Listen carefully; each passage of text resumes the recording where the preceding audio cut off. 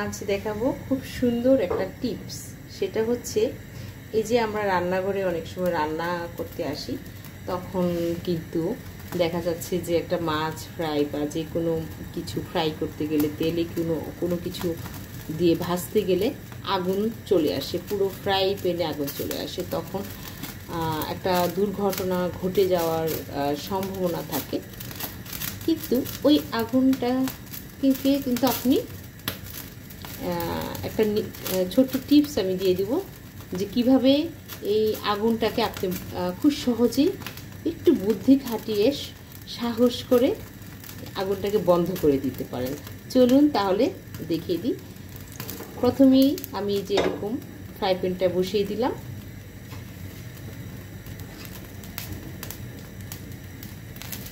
তারপর ধরুন একটু তেল দিয়ে দিলাম।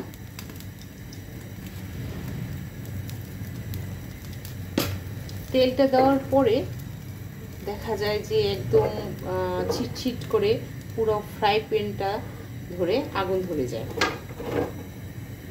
ফ্রাই প্যানটা যখন গরম হয়ে যায় তখন যদি দেখুন এরকম একটা ঢাকনার সাহায্যে আপনি এভাবে সাহস করে ঢেকে দিন। দেখুন আগুনটা কিন্তু খুব সহজেই চলে গেল।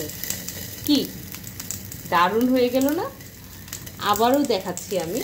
দেখুন একটু সাহস করে, এটা যে আপনার হাতে লেগে যাবে তা কিন্তু না, জাস্ট এইভাবে দিয়ে দিবেন, আগুনটা চলে যাবে। এভাবে আপনি যদি রান্নাঘরে এই নিয়মে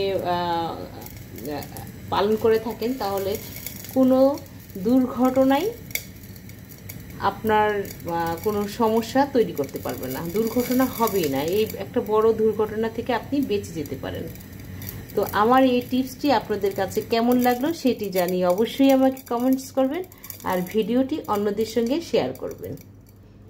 কারণ আমি চাচ্ছি যে আজকাল এরকমভাবে আগুন ধরে যায়, যারা নতুন আছেন বা যারা অভিজ্ঞতা সম্পন্ন অনেকেই জানেন না এই প্রসেসটার কথা। তো আমি চাচ্ছি যে আমার এই টিপসটা আপনারা নিজেরাও পালন করুন এবং অন্যদের সঙ্গেও শেয়ার করুন। এরকম একটা দুর্ঘটনা থেকে, আগুন থেকে বাঁচার জন্য এই সহজ পদ্ধতিটা অবশ্যই সারা বাংলাদেশে, সারা পৃথিবীতে এটা ছড়িয়ে যাবে, এটাই। তো সবাইকে ধন্যবাদ। সবাই ভালো থাকবেন, সুস্থ থাকবেন, সুন্দর থাকবেন। আল্লাহ হাফেজ।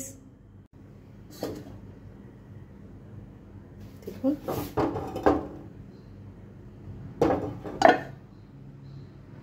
তো আমি এখন আরও একটা টিপস আপনাদের দেখাবো।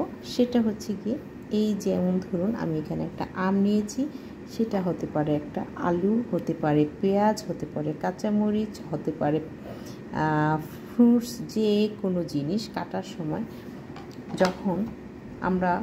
যখন কেটে যায়, কাটার সময় হাতটা যদি এই ছুরি দিয়ে কেটে যায়, তখন সঙ্গে সঙ্গে কাটা জায়গার মধ্যে এরকম রান্নাঘরে তো সবসময় হলুদগুলো থাকে, হলুদ নিয়ে যদি একটু কাটা জায়গার মধ্যে এভাবে দিয়ে ধরে রাখেন, তাহলে সঙ্গে কিছুক্ষণ ধরে রাখতে হবে, তাহলে সঙ্গে রক্ত পড়া বন্ধ হয়ে যাবে।